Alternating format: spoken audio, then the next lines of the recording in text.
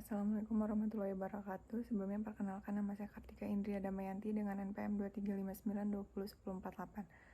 Pada mata kuliah kali ini, tugas kedua machine learning. Di sini saya mengambil dataset autism prediction, yaitu dataset yang saya ambil dari Kaggle yang bertujuan untuk memprediksi kondisi autism atau autis spectrum disorder atau ASD berdasarkan kuesioner dan data demografis.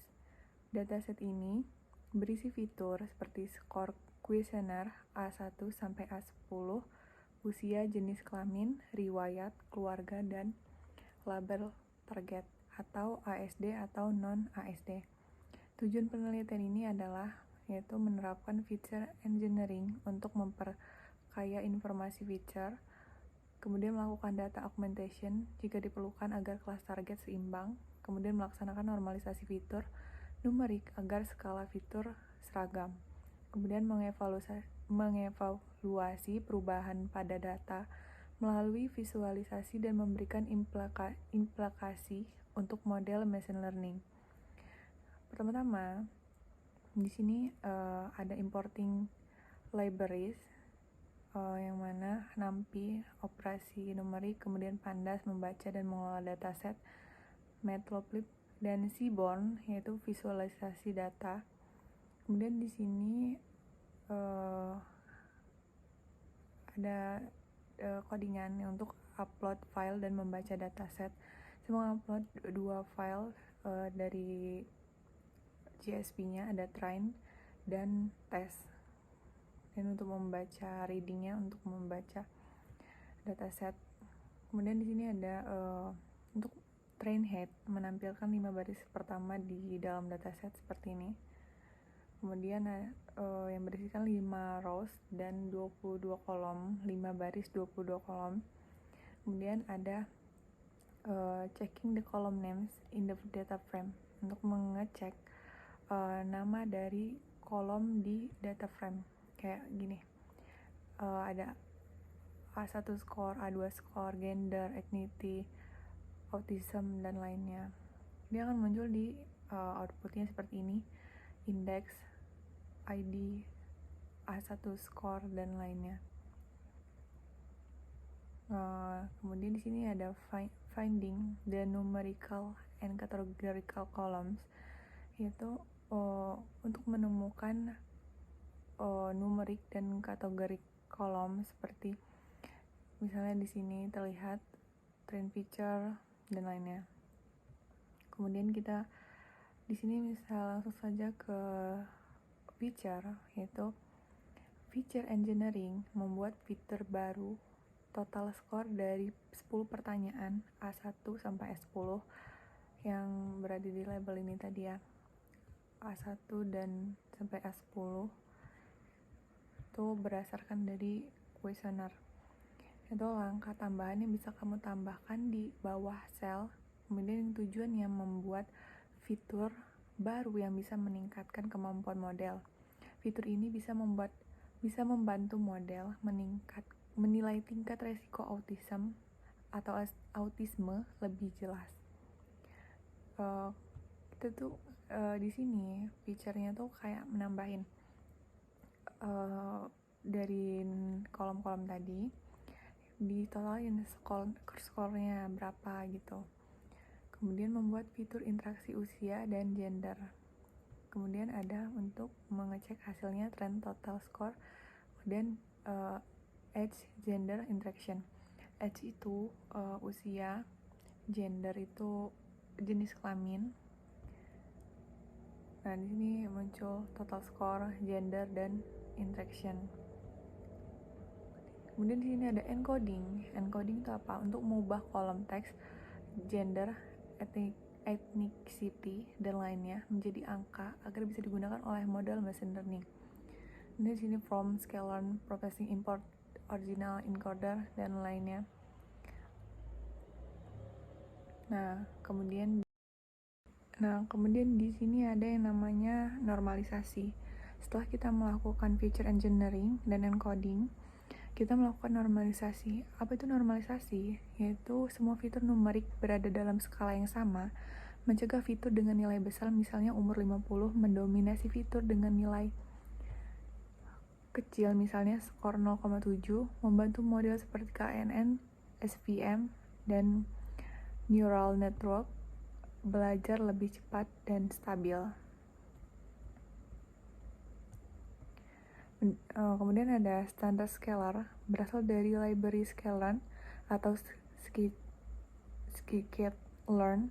Fungsinya untuk menstandarkan data numerik agar memiliki rata-rata mean, yang mana 0, kemudian ada standar deviasi atau STD, yang mana hasilnya adalah 1. Kemudian di sini ada scalar, standar scalar, yang membuat objek scalar yang nantinya akan dipakai untuk menghitung rata-rata dan standar deviasi dari objek, yang menghafal bagaimana data dilihat pertama kali saat fit, lalu menerapkannya ke data lain saat transform.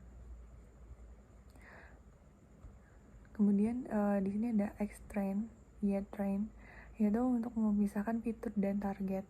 Train adalah dataset, kolom class adalah target label, apakah seseorang berisiko autisme atau tidak. Karena kita hanya ingin menormalkan fitur input, maka kolom target dihapus dari X-train. Kemudian melakukan normalisasi, fit transform, melakukan dua hal sekaligus, yaitu fit menghitung rata-rata dan standar deviasi tiap kolom, transform mengubah nilai setiap kolom dengan rumus. Kemudian visualisasi perbandingan. Di sini ya, SNS Crabplot digunakan untuk menampilkan selebaran data atau density dalam bentuk kurva. Kemudian grafik pertama atau biru menunjukkan umur sebelum normalisasi, nilainya masih besar, misalnya 0 sampai 100. Kemudian yang kedua ada hijau, menunjukkan data umur sudah normalisasi yang sudah memiliki skala sekitar 2 hingga, maksud saya min 2 hingga plus 2 karena sudah distandarkan. Hasilnya, distribusi data terlihat lebih rapat dan terpusat di sekitar 0. Untuk melihat outputnya lebih jelas lagi, kita geser ke bawah untuk melihat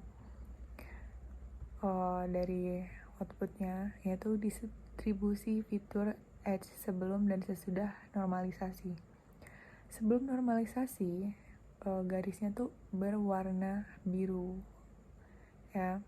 Kemudian setelah dinormalisasi, dia berwarna hijau, yang ini. Bagaimana di bagian ini saya menampilkan grafik distribusi umur sebelum dan sesudah normalisasi.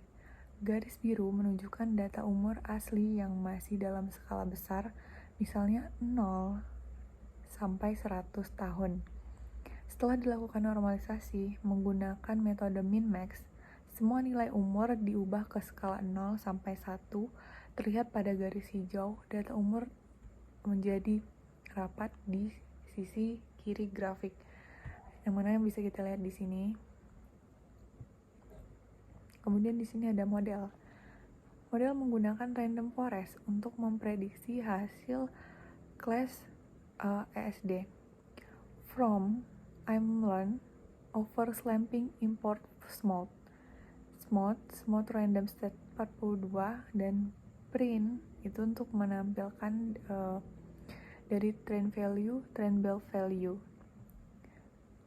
Nah, hasil dari outputnya yaitu dalam dataset ini, jumlah data antara dua kelas tidak seimbang. 0 tidak terindikasi autisme dari 639 data, 1 terindikasi autisme dari 161 data smooth, scientific minority of overslapping, teknik-teknik yang digunakan untuk mengimbangkan jumlah data antar kelas dengan cara membuat data sintetis baru untuk kelas minoritas, bukan hanya menyalin data lama Data baru dibuat dengan melihat tetangga terdekat (nearest neighbors) dari data minoritas yang sudah ada, lalu menambah contoh baru yang mirip tapi sedikit berbeda. Setelah data seimbang, kamu siap melatih model menggunakan random forest. Random forest adalah satu algoritma yang kuat untuk prediksi, terutama untuk dataset seperti ini. Model ini bekerja dengan cara membuat banyak pohon keputusan atau decision trees secara acak. Setiap pohon memberikan hasil prediksi sendiri. Hasil akhir diambil berdasarkan suara terbanyak atau voting dari semua pohon. Kelebihan dari random forest yaitu akurat dan stabil, cocok untuk data yang banyak fitur seperti dataset autisme ini, dan tidak mudah overfitting.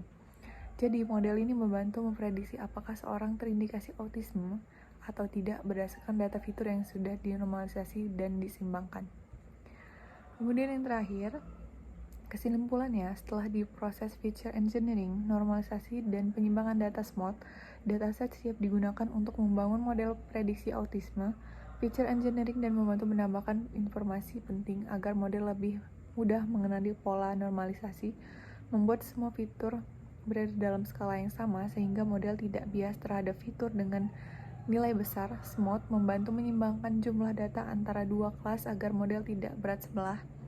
Dengan data yang sudah diproses ini, model machine learning seperti random forest dapat dijalankan dengan lebih baik, menghasilkan prediksi yang lebih akurat dan adil untuk mendeteksi kemungkinan autisme pada individu.